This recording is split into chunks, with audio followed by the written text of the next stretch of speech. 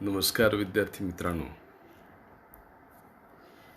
मी प्राध्यापक डॉक्टर दीपक शंकरराव पाटील डांगे आपल्या बाळासाहेब देसाई कॉलेजमध्ये सहयोगी प्राध्यापक आणि शारीरिक शिक्षण संचालक म्हणून काम पाहतो. सक्तीचं शारीरिक शिक्षण या विषयासंदर्भात मी आपल्याशी भाष्य करू इच्छितो. 12वी पास झाल्यानंतर बोर्डाची परीक्षा दिल्यानंतर आपण महाविद्यालयामध्ये प्रवेश घेतलात. ते BA, BCom, BSc भाग 1 या वर्गामध्ये आणि BCA भाग 1 मध्ये. परंतु आज जो विषय मी बोलणार आहे, सक्तीचं शारीरिक शिक्षण, तो विषय BCAला नाही आहे, BCAला नाही आहे, BA, BCom, BScला आहे. आपण 2 विषय सक्तीचे आणि 4 ऐच्छिक विषय घेतलेत आणि त्याची परीक्षा पहिल्या आणि दुसऱ्या सत्रामध्ये देत आहात. सायन्सला प्रॅक्टिकल आहे, परंतु या सगळ्यामध्ये वेगळा विषय असणारा सक्तीचं शारीरिक शिक्षण म्हणजे कंपल्सरी फिजिकल एज्युकेशन हा विषय आपल्याकडे आहे आणि तो आपल्याला पूर्ण करायचा आहे. वर्षाच्या शेवटी याची प्रात्यक्षिक परीक्षा विद्यापीठाच्या मार्फत घेतली जाते आणि यामध्ये 10 गुणांची परीक्षा. यामध्ये जेवढे गुण आपल्याला मिळतील ते गुण आपल्या गुणपत्रिकेमध्ये नमूद होतात. याची सुरुवात कशी झाली, याचा इतिहास काय आहे, हे पहिल्यांदा आपण पाहूयात. शिवाजी विद्यापीठाची स्थापना झाल्यानंतर त्या काळचे क्रीडा क्षेत्रातील दिग्गज म्हणजेच कैलासवासी मेघनाथजी नागेशकर साहेब, मेघनाथ नागेशकर साहेब हे शिवाजी विद्यापीठामध्ये कार्यरत होते. आंतरराष्ट्रीय दर्जाची आसामी आणि त्यांच्याच कृपेनं सक्तीचं शारीरिक शिक्षण या प्रथम वर्षाकरता अभ्यासक्रमामध्ये आणलं गेलं. खरं तर एक अभिमानाची बाब आहे की संपूर्ण भारतामध्ये शिवाजी विद्यापीठ हे पहिलं विद्यापीठ की ज्यांनी अशा प्रकारची परीक्षा सुरू केली. काळाच्या ओघामध्ये सोलापूर जिल्हा आपल्या विद्यापीठातून वेगळा झाला आणि त्यांचं वेगळं विद्यापीठ स्थापन झालं. त्यांनीही हीच परीक्षा पुढे चालू ठेवली. आजकाल अलीकडच्या काळामध्ये पुणे विद्यापीठ ही अशा प्रकारची परीक्षा घेत आहे. या परीक्षेचा नेमका फायदा काय, कशासाठी? मेघनाथ नागेशकर साहेबांनी ही सुरू करत असताना विद्यापीठ व्यवस्थापनाच्या समोर ही बाब आणून दिली की कितीही वाटत असलं तरी शहरीकरण वाढते आणि विद्यार्थ्यांच्यावरचा ताण वाढतो आहे. शारीरिक आणि मानसिक स्थितीतून जात असताना त्या विद्यार्थ्यांची प्रकृती, सुदृढता ही राहिली पाहिजे आणि त्यासाठी त्यांनी रोज नियमित व्यायाम केला पाहिजे. आणि जर व्यायाम त्यांना शक्य नसेल तर किमान आपण जो अभ्यासक्रम देत आहोत तो जरी त्यांनी पार पाडला, रोज नियमितपणे पूर्ण केला, तरी त्यांच्यामध्ये सुदृढता राहील. त्यांच्या शरीरामध्ये आणि मनामध्ये, किंवा शरीर आणि मन हे दोन्ही उत्तम राहतील, सुदृढ राहतील, त्यांना व्याधीपासून मुक्त राहतील. आणि त्यामुळं त्याने ही परीक्षा चालू केली. ही परीक्षा 10 गुणांची आहे. 10 पैकी आपणास जे गुण मिळतात ते आपल्या गुणपत्रिकेत नमूद होतात. या गुणांचे काही फायदे आहेत. पहिला फायदा असा आहे की जर आपण 1 किंवा 2 विषयामध्ये अनुत्तीर्ण होत असू आणि या 1 किंवा 2 विषयामध्ये पास होण्यासाठी आपल्याला शारीरिक शिक्षणाच्या प्रात्यक्षिक परीक्षेमध्ये जे गुण मिळालेले आहेत ते दिले असता आपण जर पूर्ण पास होत असेल, पुन्हा एका पूर्ण पास होत असेल, तर आपला निकाल विद्यापीठ पास म्हणून देतं, उत्तीर्ण म्हणून देतं. एक विषय राहिला असेल आणि त्या विषयामध्ये आपल्याला मिळालेले गुण देऊन जर आपण उत्तीर्ण होत असाल तर आपला निकाल उत्तीर्ण म्हणून दिला जातो. परंतु 3 किंवा त्यापेक्षा जास्त विषयासाठी ही योजना नाही. किंवा 2 विषयामध्ये आपण अनुत्तीर्ण आहात, मिळालेले गुण दिल्यानंतर केवळ एकाच विषयामध्ये उत्तीर्ण होतो आणि दुसऱ्यात उत्तीर्ण होऊ शकत नाही, तर हा लाभ आपणास मिळणार नाही. हा पहिला फायदा. आणि आम्ही असं जाणतो गेल्या 25-30 वर्षाच्या सेवेमध्ये की खूप विद्यार्थ्यांना या योजनेचा लाभ मिळतो आहे. मात्र फक्त प्रथम वर्षाकरताच याचा फायदा आपल्याला घेता येईल. दुसरा भाग, आपल्या विद्यापीठामध्ये 3ही वर्षांच्या गुणांची बेरीज करून सरासरी काढून आपली टक्केवारी दिली जाते. अशा वेळेला जर एखाद्या विद्यार्थ्याला प्रथम वर्गामध्ये उत्तीर्ण होण्यासाठी जर काही गुण कमी पडत असतील आणि हे मिळालेले शारीरिक शिक्षणाचे गुण जर आपण यापूर्वी वापरले नसतील तर आपल्याला हे गुण विद्यापीठ देतं आणि आपल्याला जसं आपण पास यापूर्वी होत होतो तसं आपल्याला वर्गवारी म्हणजेच क्लास मेंटेन केला जातो.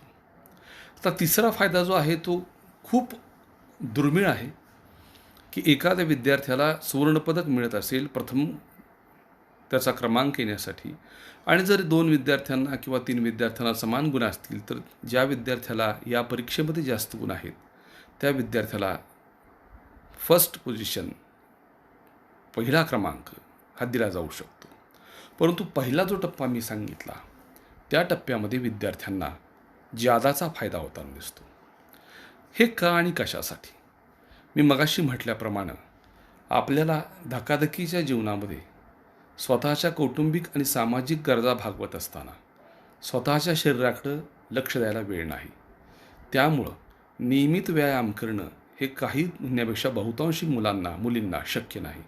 आणि म्हणून त्यांनी यामध्ये जो अभ्यासक्रम दिलेला आहे तो जर आपण नियमितपणे पूर्ण केला तर आपल्याला जादा व्यायामाची गरज किंवा आवश्यकता भासणार नाही असं मत आहे. आपण नियमित व्यायाम करावा, शरीरातून घाम घालवावा आणि स्वतःला सुदृढ ठेवावं ही मात्र पहिली अपेक्षा आहे. आता प्रथम वर्गामध्ये आपल्याला ही परीक्षा देत असताना यामधला अभ्यासक्रम जर आपण नियमित पार पाडला आणि ती जर सवय आपण अंगीकृत केली तर किमान कार्यक्रमावर आधारित आपलं शरीर सुदृढ राहू शकेल. हे होत असताना एक बाब लक्षात घेतली पाहिजे की आपल्याला ही परीक्षा सक्तीची आहे याचं भान ठेवायला हवं. शिवाजी विद्यापीठानं दिलेल्या वेळापत्रकाप्रमाणे मुलांची आणि मुलींची परीक्षा घेतली जाते. ती परीक्षा घेण्यासाठी विद्यापीठाचे परीक्षक येत असतात, आपल्या महाविद्यालयामध्ये येतात आणि त्या दिवशी ही परीक्षा घेतली जाते. त्यांचं बायफर्गेशन करून ही परीक्षा घेतली जाते.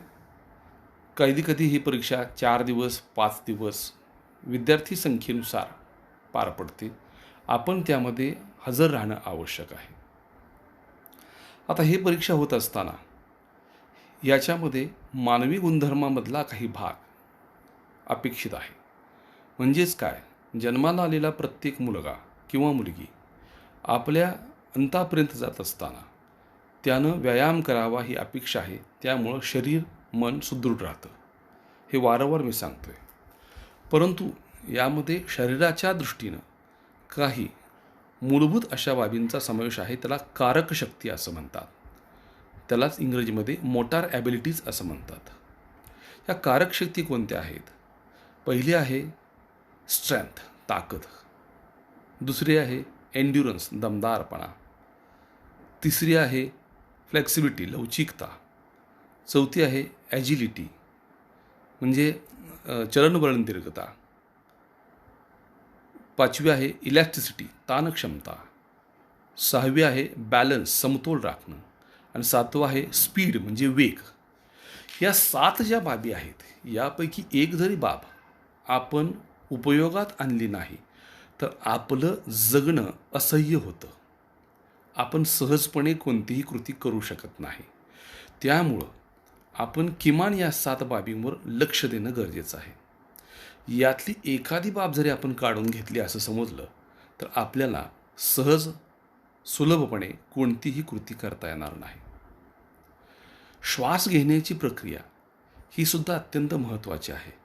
श्वास घेण्यासाठी म्हणजेच एन्ड्युरन्समध्ये हा भाग येतो. आपल्याला ताकद लावावी लागते, हेही महत्त्वाचं आहे. परंतु आपण तारुण्यावस्थेमध्ये कुमार किशोर अवस्थेमध्ये, प्रौढावस्थेमध्ये आपल्या शरीरामध्ये जी ताकद असते त्या ताकदीच्या पुढं श्वासाची वजनाची किंमत जास्त नसते, त्यामुळे ते लक्षात येत नाही. परंतु जर आपण एखादा जर्जर अवस्थेतील व्यक्तीला पाहिलं तर त्याचा घसा वाजत असतो, श्वास घेताना घरघर करतो, म्हणजे श्वास घ्यायलासुद्धा ताकद लागते इथं सिद्ध होतं. तर एवढ्या बारीक गोष्टींचा सूक्ष्म पद्धतीनं अभ्यास करून शास्त्रीय मंडळींनी, शास्त्रातल्या मंडळींनी, तज्ज्ञांनी या 7 मोटर ॲबिलिटीजची निर्मिती केलेली आहे. आणि या 7वरती आपल्याला मूलतः लक्ष द्यावं लागेल. याशिवाय यामध्ये आवश्यक असणाऱ्या बाबी ज्या आहेत या परीक्षेसाठी त्यांची आधी माहिती देतो. यामध्ये ऐच्छिक अशा 4 गोष्टी आहेत आणि 2 खेळ आहेत. 4 गोष्टीमध्ये 2 खेळ कोणतेही आपण घ्यायचे आहेत, परंतु आपण सर्वांच्या दृष्टीनं सोयीचे असे कबड्डी, खो खो, व्हॉलीबॉल, फुटबॉल यासारख्या खेळात ते 2 खेळ आपण निवडतो. आणि ज्या दुसऱ्या बाबी आहेत त्यामध्ये आपण पुरुषांच्यासाठी, मुलांच्यासाठी स्टँडिंग ब्रॉड जंप म्हणजे एका जागेवर उभं राहून दोन्ही पायाच्या साहाय्याने उडी मारणं, चिनअप्स, सिंगल बारला आपण चिन म्हणजे हनुवटी बारच्या वरती असं न्यायची आहे, एक संगतीनं हे काम करायचं आहे, ते मोजलं जातं. 1 माईल रन, 1 मैल धावणे म्हणजे 1600 मीटर धावणे, आणि 5 माईल वॉक, 5 किलोमीटर चालणे, या 4 क्रीडा प्रकाराबरोबर 2 खेळ अशा 6 बाबींची परीक्षा आपली घेतली जाते. मुलींच्यासाठी क्रीडा प्रकार 2 असतील, खेळ बाबी त्याच राहतील, कबड्डी, खो खो, व्हॉलीबॉल यापैकी.